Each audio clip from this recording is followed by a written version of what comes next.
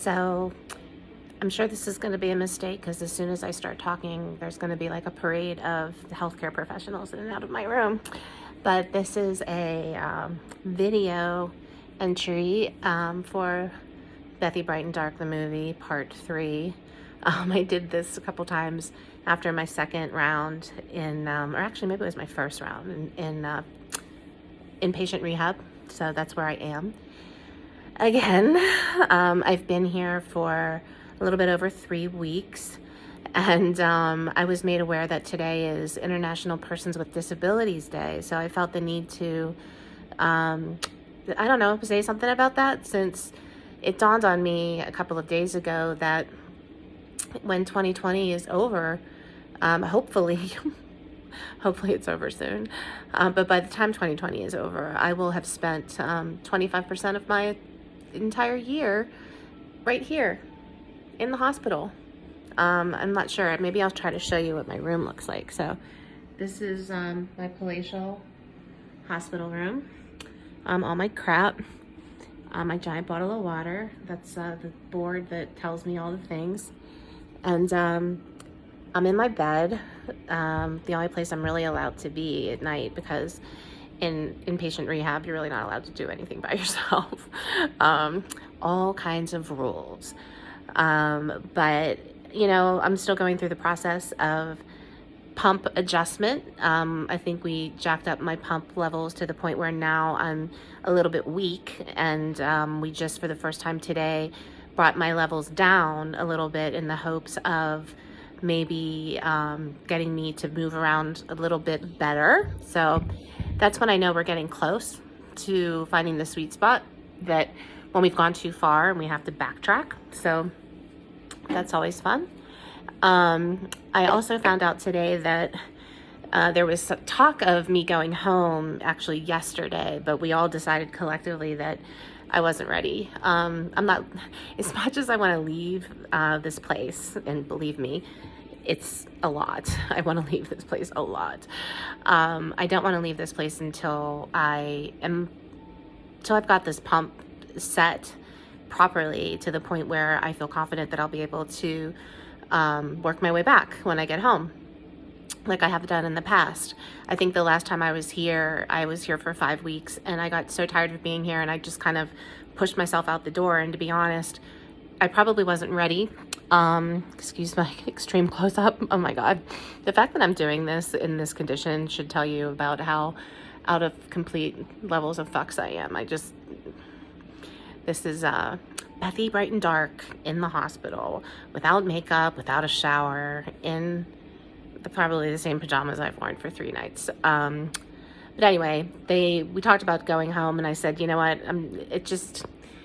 I don't feel well enough to go home yet, and I'm not going home until I get this pump to the point where we're all confident that it's where it needs to be for a while, because the adjusting process requires me to actually see a doctor physically, and the back and forth of doing that as an outpatient is just incredibly tedious and time consuming and all the things. So I kind of asked to stay a little bit longer, which is sort of shocking. But we all agreed that it was the right thing to do. Now, if only my insurance company would agree, we'll be in good shape. But right now we're looking at next Wednesday. I believe that would be an exact week from yesterday, and I believe that would be December 9th. And when I go home, I will be taking home with me my very own high technology hospital bed, because of course I bought a new bed for my new house, an adjustable bed, you know, so that I have an easier time getting in and out of bed when I'm in bad shape. I also bought myself a sleep recliner. I've been buying every possible handy disability tool you can possibly get, because I'm just so over the struggle, guys. I'm over the struggle. I'm all about getting what I need to make my life easier. And if sometimes it's difficult for me to get in and out of bed, I need solutions for that. So I bought a sleeping recliner with sort of an elevation chair. That was a recommendation to me from my good friend Dana from Myelin and Melanin, the podcast. Check them out. I also bought a Sleep Number adjustable based bed that will allow me to sort of push myself up and down and you know, make it easier for me to get out of a regular bed. I'm personally trying to restart the economy, apparently, while I'm in the hospital. But none of those things are going to be delivered in time for me to get home and have a place to sleep that will be safe and restful and all those things. So I'm going home with a hospital bed that is going to be a rental. I will not own the hospital bed, which for whatever reason makes me feel better. The idea of owning a hospital bed is just, there are these sort of levels, I think, of disability that, and on International Persons with Disabilities Day, I've embraced so many levels of calling myself disabled and identifying as disabled and frankly being openly disabled, because there's really no way to hide it. I am pretty disabled. There's a wheelchair right over there that speaks all the words it needs to speak. But having a hospital bed in my house just is almost like a step too far. I'm sure I'll get there someday, because every time I've ever said, oh, I will never do that, I'll never get a backlift and pump, I'll never be an inpatient at a hospital for periods of time that are just ghastly, I'll never have a wheelchair, I'll never do this, I'll never sell my house, I'll never not drive my car. I never say never anymore, because the nevers seem to come back and bite me in the ass every single time. But I will use the hospital bed temporarily in my house. And it's also actually a convenience for me, because, I'm going home to a new house, which I feel very fortunate, obviously, that I have the ability to do that. And my new house is extremely accessible, much more accessible than the house I was in before. But there's some construction going on in my bathroom, which is connected to my master bedroom, which means sleeping in the master bedroom probably wouldn't be all that restful right now anyway, until that construction is done. So I'm going to sleep in a guest room in a hospital bed, and sort of try to ignore the boxes and the chaos and all this stuff. Like, moving from a house that you lived in for 21 years, the accumulation of stuff, the confusion, on top of the fact that I am also incredibly lucky to have had an amazing, team of people that helped get me through, and in some cases just did it, the work of getting me packed and moved. Still not completely moved yet. The last step of that is happening over the weekend and next week. But I tried to get rid of a lot of stuff. I tried to, just not take things I'm not going to use, all that kind of thing. But to be honest, there's, boxes and boxes and bins and stuff. Like, it's just going to take a long time for me to get sort of settled down in a new space. So I just kind of have to get my head in the place where that's okay, and where living amongst the chaos is okay with me. And I'm sure you guys know from reading about me and about my many adventures that I'm not really that good at that. I'm kind of a control freak. Yeah, kind of a control freak, 100% control freak. So it's going to be interesting. And I do have my helper at home. So I think I mentioned in one of my blog posts that I hired a friend. Her name is Maddie. And she's at a place in her life where she's going to be making a change and moving to another state in several months. And I asked her if she would mind living with me for a while to kind of help me get through the transition phase of living in a house that I bought that I've never actually stepped foot in. So that will be interesting. I'll be stepping foot into it. I keep telling people that I'm being delivered to my house like a FedEx package that you have to sign for, although nobody's going to sign for me. But Maddie's going to be there. She's there right now taking care of Fred, my cat, who has been living in the house for a couple of weeks, happily enjoying all of the beautiful views that the windows provide, and making friends with another cat who ironically is also named Fred. I have 2 cats named Fred living in my house right now. There's all sorts of crazy stuff going on. And I think on this International Day of Disabled Persons, or whatever we're calling them, people with disability, I just like to say that it's easier to say I'm disabled.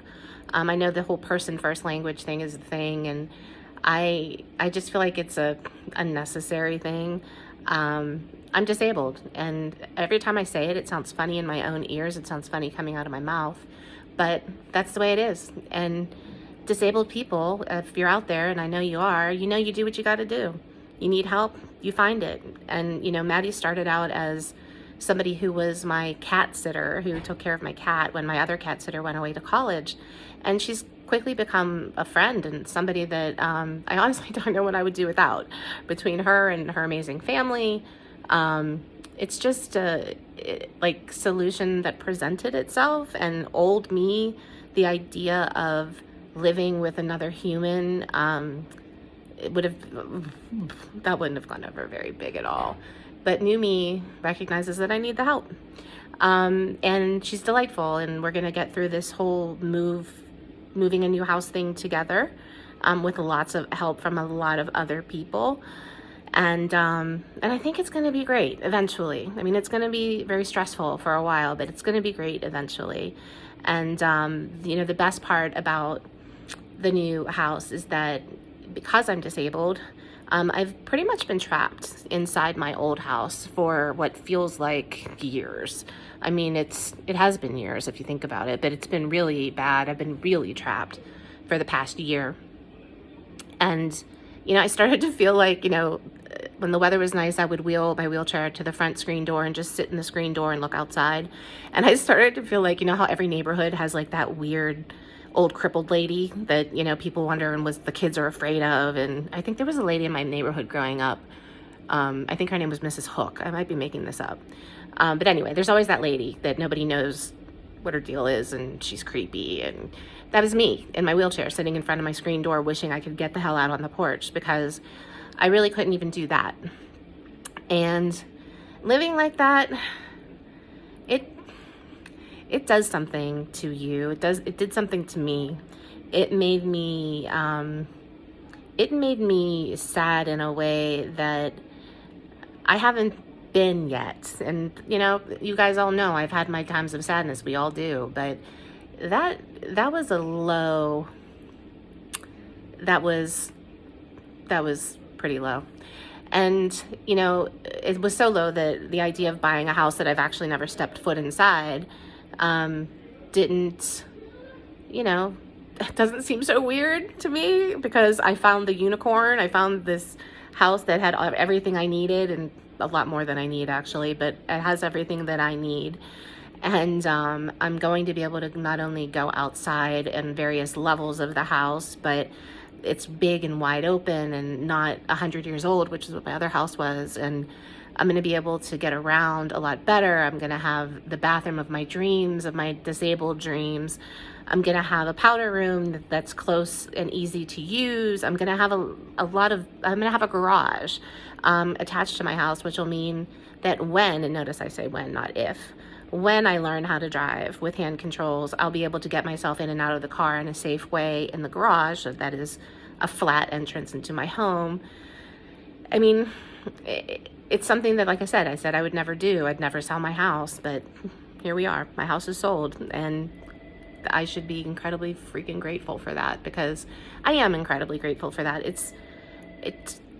When people say, everything happens for a reason, it kind of makes my head want to explode, because I'm just like, yeah, maybe, but some of those reasons are fucking awful. So, just don't say that to me. But when I think about the sheer serendipity of the things that have occurred in the past 3 months, in the middle of this mess of this healthcare crisis that I've been having personally, and amongst the healthcare crisis that the world is having, it's just things could have worked out a lot. They could have not worked out. It could have been impossible for me to find a house. It could have been impossible for me to move. Like I said, the family and friends who came out of the woodwork to help me pull this off. How do you even thank people for stuff like that? How do you thank people for helping you move a 22 years of stuff out of a 100-year-old house? There's just not, I'll never be able to. I keep saying it. I keep, hoping that someday I'll be able to do something for those people that will pay them back in some way, but in a way, I don't even know what that would be. I mean, anyway, it's happening on Wednesday. I will, when things are settled and I have a little bit more organization in my life, and maybe when the construction is done, I'll do a little video tour of the new Bethy Bright and Dark HQ. And it'll also be a lot more comfortable for me to do things like get back to focusing on work, being able to write a little bit more than I have been able to, and just really kind of settle into my newly disabled life, because I have resisted it. I've resisted it for way too long. And maybe that's a journey that all disabled people who aren't born that way have to go through at their own speed. And maybe those are lessons that you can't choose how you learn them. I know this year played out in a way that I could never have foreseen. It started with an operation that, my backlift and pump operation, that my intent at the time was improve my quality of life, so that I could figure out how to rejoin the human race. And, almost a year later, I'm still trying to figure that out. Anybody that tells you any part of being disabled is easy is full of shit. It's not easy. Every decision that you make that you think is going to solve a problem, oftentimes leads to, another 5 or 6 or 10 of new problems. And, my multiple sclerosis, as I'm sure a lot of us that have MS feel, but I have a very atypical, aggressive presenting form of multiple sclerosis, where I've gone from being very able and practically, invisible disability-wise, to being extremely disabled in a very short amount of time. And that has been incredibly difficult for me. This community, the blog community, the social community on Instagram and Facebook that's really focused on chronic illness and disability awareness, has done amazing things for me. So I guess on this International Day of the Disabled, I just want to recognize some of them. That there's Maggie's MS, and there's Myelin and Melanin, and there's Nina Tame on Instagram, and there's the Chronic Iconic on Instagram. There's so many, Wheelchair Rapunzel. There are so many people who I've learned from who don't know me, and some of them do, whether they like it or not. Rebecca Tossick from Sitting Pretty, who wrote the book Sitting Pretty, which is amazing. You should read it. There's so many people out there who I've learned from their example that being disabled is not, I don't know, doesn't have to be inspirational, doesn't have to be it is just what you are. Just like you're white, you're black, you're yellow, you're gay, you're bi, you're trans, it is what you are. And we're people just like everyone. This person, we just, sometimes we wheel around instead of walk around. And, that is a lesson that I'll probably never stop learning. I'm becoming disabled later in life. I'm 53 years old. I'm sure you can tell, because this is the face of not having had makeup on for, I can't even remember how long, and a truncated skincare routine here in the hospital. But, these are lessons that I'll never stop learning. I think the other thing I wanted to talk about on this day is that, I'm in the hospital during a pandemic where it's surging, and, we're not allowed visitors, and it's a really sort of difficult place to be right now. Everybody's facing difficulties, I realize, but not being able to see my people, not being able to spend time with people that I love when I'm going through something like this, it's been really hard. And there are people here in the hospital who have made all the difference in helping me not get morbidly depressed, frankly. And they're the people that work here that are my therapists, and my, Brian, who's my physical therapist, and Jess, who's his student, who have been so dedicated in helping me come back. Excuse my sneeze. I haven't learned how to edit videos yet, so Hope you don't mind. And then there is Tracy and Rachel, who are my OTs, who are teaching me, how to build core strength and how to strengthen my upper body. There are, the nurses that, there's always, the ones that I've known and gotten to know since I've been here now 3 times this year.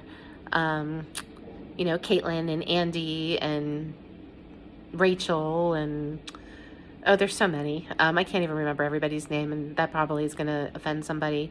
But and then the aides, the nurses' aides here have been, they're what get you through the day in some cases. And Vita, who is one of my very favorites, Vita made my bed the other day. I was going to write a post about this, and I probably will when I'm feeling better. But you guys know how crazy I am about things like my bed and how it's made, and the way I have to contort myself to get in and out of bed leads to sheets that are just all over the place. And yes, I did buy sheets for my hospital bed, and yes, I am that person, and I'm just embracing it with everything I have. But Vita, on one Monday a couple of weeks ago, when I came into my room, had made my bed so perfectly and so beautifully, it like made my whole day. So it's just like people that I might never have had a chance to meet or interact with or develop relationships with. I just have so much love for those people. They're making this, my OT, Tracy, today, because I have my own sheets, they aren't, they've been on the bed now for a couple weeks. She stripped my bed, washed my sheets, and remade the bed. Almost like, it looked like a hotel when I came in here. It was so awesome. So I'm having clean sheet Thursday, thanks to Tracy. And, and not to mention Franzi, Franz has been, it's kind of funny to me because when we agreed that I would come back to inpatient rehab, I said, I can't do it for another month, Franz, I can't do it. So I'll do this because I have to, but I will not be here for another month. And I find it incredibly amusing that I'm going to be released one day prior to my 4-week anniversary. So technically, he didn't even lie to me. Yeah, that was risky on his part, really risky when he promised me I wouldn't be here for a month. And any minute now, Brenda Lee's going to come in to give me my 8 o'clock medications, and that's going to be really funny when she realizes I'm in here talking to myself on video. But these people, they care, and they do so much, and they're human, their humanity, and that they bring their humanity to work, and that they bring their humanity to me to help me get through something that is really fucking hard. And I don't even, again, I don't know how you express thanks for that. I tell them constantly, thank you, but they make me believe in goodness. And so much has happened in the past several years that has made me feel sad about the state of the world, or sad about the way human beings can treat each other or be to each other. And then I go into the hospital, which would be like the worst experience ever. And yeah, it's a hospital and it's busy and there's not enough people and everyone's, stressed out.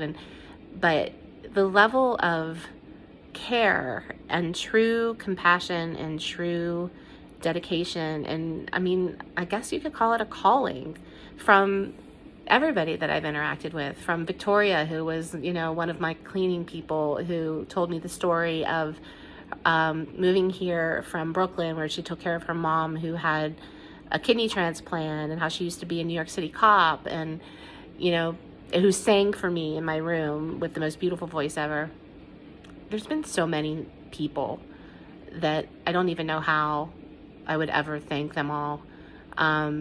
It's just, it's really something. And I know that we all see a lot of ugly in the world, and in a place that is sometimes very sad when I look around and I see the shape that some of these people are in that are patients with me. And I'm sure they feel that way when they say me struggling through my day. There's so much good here that it really makes you happy. So I hear Brenda Lee coming, so I'm going to cut this short because it's time. But thank you for sharing this International Day of persons with disabilities with me. I'll be back to writing soon. It's really difficult to write in here, even though I'm getting much better at writing on my phone. I'm just so tired. This is a grueling schedule of therapy, and it takes a lot out of me. So by this time of the night, I'm ready to, sit down and watch mindless Netflix or whatever on my computer, and that's what I'm about to do. But think of your disabled friends, think of disability, think of acceptance, think of how to accommodate the people in your life who might need a little bit extra, but bring something else to the table that they weren't really sure that they had. I don't know. I'm not being very eloquent, but just know that disabled people are going down a journey, going down a path that is uncharted, doesn't have very good signposts or directions, and can often make you feel incredibly isolated and alone.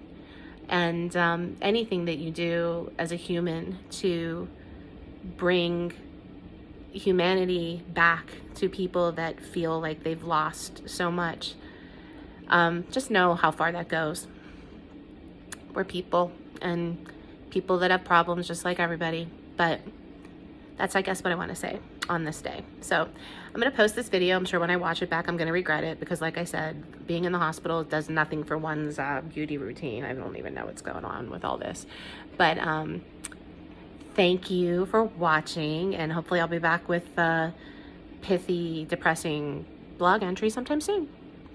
Take care. Bye.